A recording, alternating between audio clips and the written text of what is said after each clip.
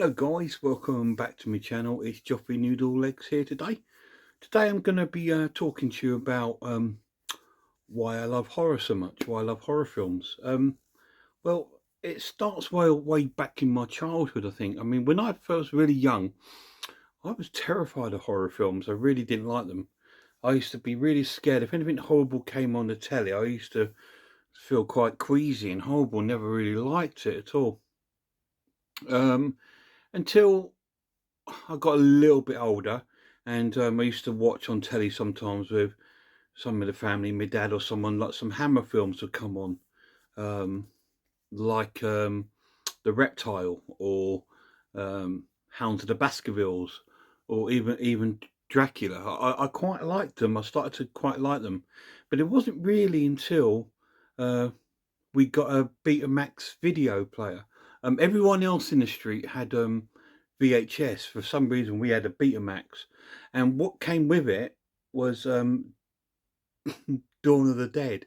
And there we were, me and my sister. I'm about 10 or so, 11, and my sister's around the same sort of age. And here we are watching Dawn of the Dead, and I was absolutely besotted with it. I just thought it was amazing, incredibly gory, but it was so cool that we owned this sort of videotape. It didn't have the case. I think it just came with I think whoever my mum and dad brought the Betamax off got some DVDs from the, oh, not DVDs, videos from the old sort of social club we used to go to, and they had Dawn of the Dead. And I remember watching that. It was one of my very first sort of real memories of really sort of like really appreciating horror, and I was really young.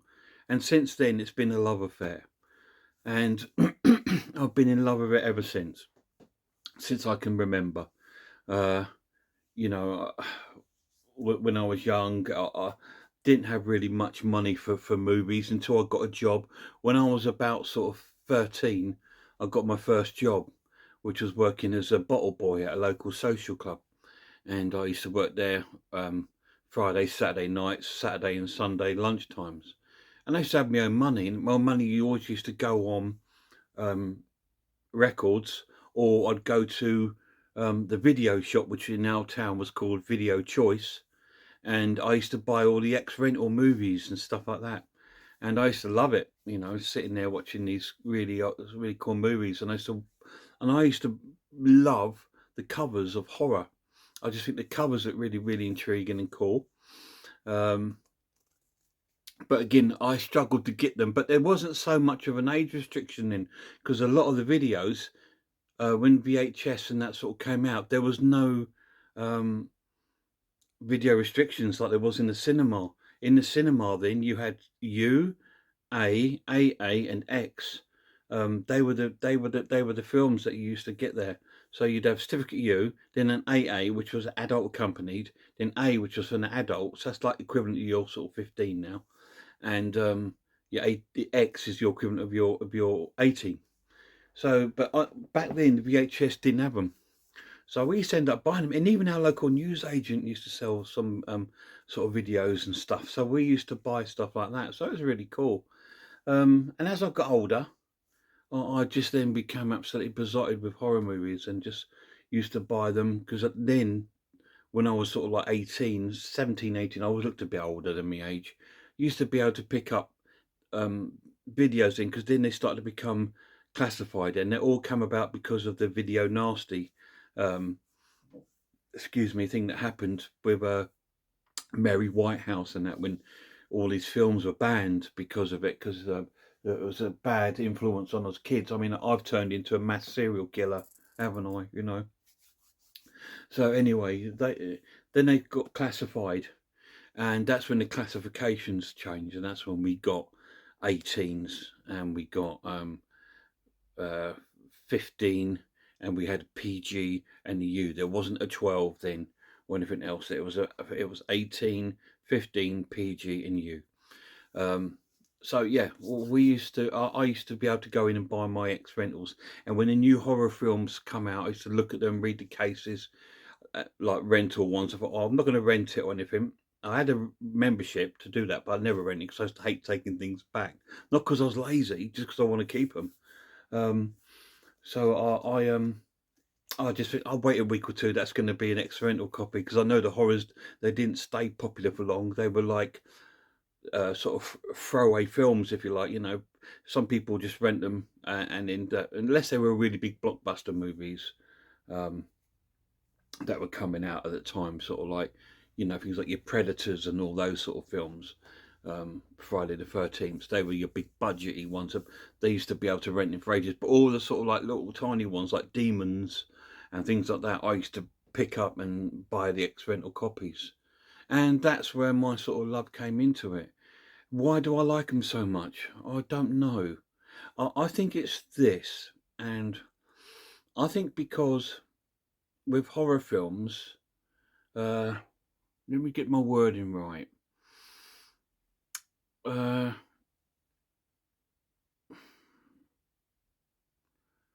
I'll come back to that. Um, why do I like them so much? I just find them sort of like fun, and every single one's kind of different. Even if it's the same sort of genre, they're always different. And I believe horror films is the only genre that you shouldn't go into watching with expectations. That's what I'm looking for. I go in when I watch a horror film, I go in with zero expectation because I know it's going to be poorly acted. It's going to be story's going to be can be a bit lame, and all this sort of thing. The effects can be cheesy, cheap, or gore or cool. The gore might not be there, whatever. So I'll go in with zero expectations. Now, if you look on a lot of social medias, like a lot of people sort of like, oh, like say, like, for example, say Halloween Kills, right? I really like that film. Now, it's really unpopular with a lot of horror fans because their expectations are high. Because it's like, oh, it's Halloween, it's nowhere near as good as this one, it's not as good as that, they should have done this. Oh, it feels like just a filler, you know, but it's because your expectations are high, you know. But if you go in with zero expectations, you're going to have a great time. You enjoy it, right? I mean, and that's the way I look at it. I think people always compare. Like they all say, "Oh, I didn't like that film. It's nothing like the first one. It was nowhere near as good as this one." Or I prefer, I prefer the Scream films. Or then watch them. You know, watch them. If that's what you like, and you want every film to be like that, then you've got to question yourself a little bit. You know, you're thinking, why do I want every film to be like that? That film was great, but why do I want every film to be like that? You know, these films are only great because these other films are not, if you know what I mean. You've got to have bad films to make good films because if everything was good, it would all be bad, you know, and you wouldn't enjoy it because you're just watching, oh, okay, yeah, I know what's going to happen. So that's why I think you need a good mix of sort of like really poor films and really good films. Um, but I tend to like the really poor films because I go in with zero expectation. And I normally come out of that thinking, do you know what? That was really quite cool. I quite enjoyed that. Yeah, the sound quality was poor, the picture was poor, the acting was dreadful, but it had this little bit of charm about it, and the story was quite cool, and I wanted to see what happened, and I actually enjoyed that 80 minutes or 75 minutes of watching that sort of trashy horror film, which I thought was really good because my expectations on it were zero. So I wasn't expecting a mind blowing great horror film. I was expecting just to have a good time. And generally, 95% of the time, I come out having a really good time. Now, the 5% would be films that I think are okay. Horror films to me are unpleasant stories. Okay. Um, Stories that are unpleasant. Doesn't have to be scary, doesn't have to be gory. It just can be a film that's an unpleasant tale, a tale of That's why there's so many genres. Um, as long as it's an unpleasant, nasty story, then that's a horror film in my eyes. Because if it's got unpleasant things happening in it, it makes it like a horror film. Now, you're not guaranteed jump scares. Okay, you're not guaranteed gore. You're not guaranteed. anything like that. But I think you should be guaranteed to make a good horror film is atmosphere. It's really cool, and sort of like an unpleasant tale or unpleasant happenings within the film, and you can still have a good horror film um, out of it. So the 5% that are not a partner are films that are just plain nasty, and I'm talking about films with animal cruelty. Uh, Films that contain just sexual sort of tortury sort of things like Salo, things like that, or a Serbia film. They're to me, they're not horror films. They're just nasty. They're just people's nasty thoughts and nasty visuals put on the screen that shouldn't be. I wouldn't class it as horror because horror is actually fun. It's a fun genre, and it's you go in there because you love the bad acting, you love the gore, you love the jump scares, you love all the sort of cheesiness goes on it. That's a horror film to me. Everyone's got their own taste in horror. This is mine. Okay, I know a lot of people probably like those sort of like really vicious sort of films, brutal films. I have a few, Cannibal Holocaust and things like that, which like Cannibal Holocaust. I mean, yes, it's got animal cruelty on there, but you do have the option on the version I've got to watch it without the animal cruelty, and then it runs like just a sort of really gross um, horror film with lots of shocking moments with human torture. If humans do that to themselves, that's themselves. But animals, it's a no go with me. Um, but yeah, I think, and I just find that the wide variety of horror is so awesome that it makes it addictive. It to me, it's the most addictive genre of movie out there, horror movies, because it's unpredictable. It's and it's got no expectation on it. If you go to watch a comedy, you've got the expectation of having a laugh or just having a bit of a giggle and coming out feeling good, happy. If you watch a rom com, you go in feeling, coming out feeling a bit fun, happy, and a bit heartwarming.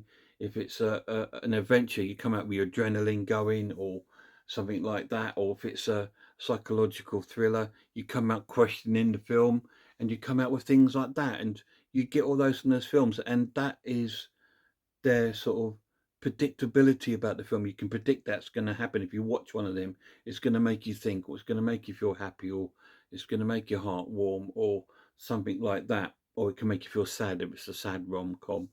It's um, but with horror, the world's your oyster. A little bit like sci-fi.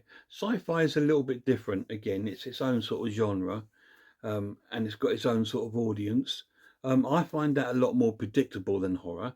But there is obviously sci-fi horror, which is fantastic, which has its belongs within the horror genre. But I like the horror genre because of its unpredictable. It's just unpredictable. You can't. A lot of the stories are really not saying that that you can't predict what's going to happen in the film. Most of the films you can tell straight away who the killer is. You can tell this is that, but you don't know what you're going to get with a horror film. If it's going to be like really quite jumpy or bloody or um, sort of twists in the story, you're not going to come across that. You don't know. Or is it going to be a normal cheesy predictable horror? It's unpredictable, and so that's why I love that. I just love it, and even if I know what's going to happen, I still enjoy it, and I still think, yeah, this is someone's loved making this. Someone's enjoyed making it. You can tell by the way it's sort of like the sort of charm that goes into a film. Like one of my favorite horror films is Pieces, as you know. It's such a charming film. It's badly acted. It's a normal high school story killer, with a chainsaw. It's predictable. The killer, you can see him all the time, pretty much, but the teens can't seem to see him, and it's so predictable, but it's amazing. It just comes out, and I just come out thinking about that film a lot, and I just think, oh, and that's the impact that sometimes horror films have on you. And when you get a film like that that matters to you, but others can't see that appreciation, it kind of makes it even more special and better um, to you. Just thinking, yeah, because I can see it, I feel that, um, and I love that. But a lot of films and a lot of um, horror, so-called horror fans, but people that watch horrors and they're on social media and these sort of horror groups, and they're always sort of putting down films. Oh, it's terrible, it's boring, it's rubbish. Don't know if you watch it. It's again because they've gone in with an expectation. Um, if you're a horror fan, you cannot watch film with an expectation.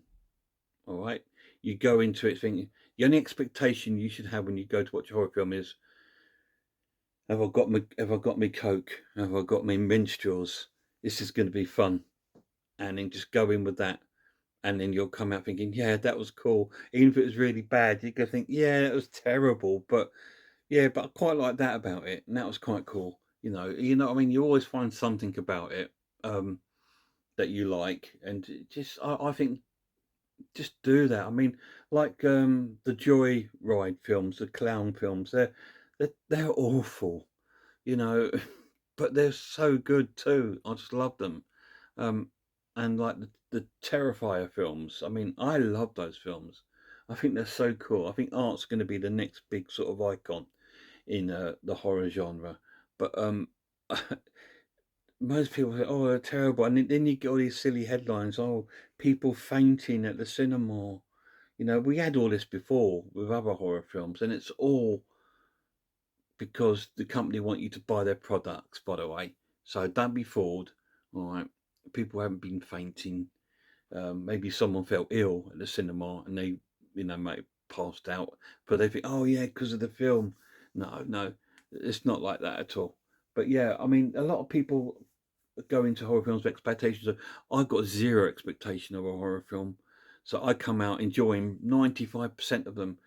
I'd say out of the 5% that I don't come out of, 3 to 4% of those because I don't like the subject matter or it's got animal cruelty, all that sort of thing in there. And the other 1% because it is just plain right rubbish. All right. And there are some films like that out there. You know, Zombie Lake, um, some of the Nightmare on Elm Street films. I just can't sit through them. I just think, oh, it's too much of an effort. Not even fun, you know, because so that's only like a small percentage, and that's not all Nightmare on Elm Street films, by the way, guys. Just one or two, but it's just some sort of films you just think, oh, I just can't sit through it. But yeah, so that's one of the things I think. I think that if you want to enjoy and get into the horror genre, I think having no expectations, you're on the way to victory, um, because you have so many genres. You've got your demonic films, uh, you've got your slashers, you've got your zombie films, you've got your monster flicks, you've got your psychological thrillers, you've got drama, you've got there's so many genres of horror films, melt films. You've got everything, and I think they're all great, and I love every single one, every single pretty much every sort of sub genre within the genre. They're so cool, and that's why I love it so much. And I just think that's what separates it. You've even got comedies, you've even got rom-coms, horror films, so it's like it's got everything, but it's just got that horrible, unpleasant twist to it, which makes it even better and gives it that horror vibe. You know, rom-coms, you got romantic films, romantic dramas. Dracula's a romantic drama. You got so many things on there, and it's just so addictive. Once you're into the genre, you're into it, and you just think, oh my god, that was amazing, that was so cool, that was so badly acted, it was brilliant.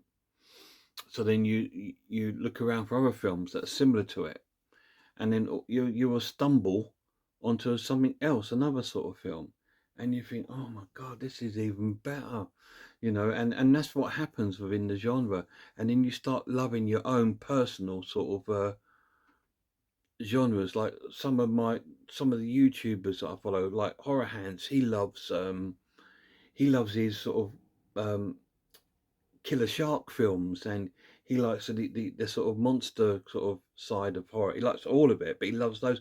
But he also likes some of the extreme side. Um, he's found his. I mean, myself, I don't know.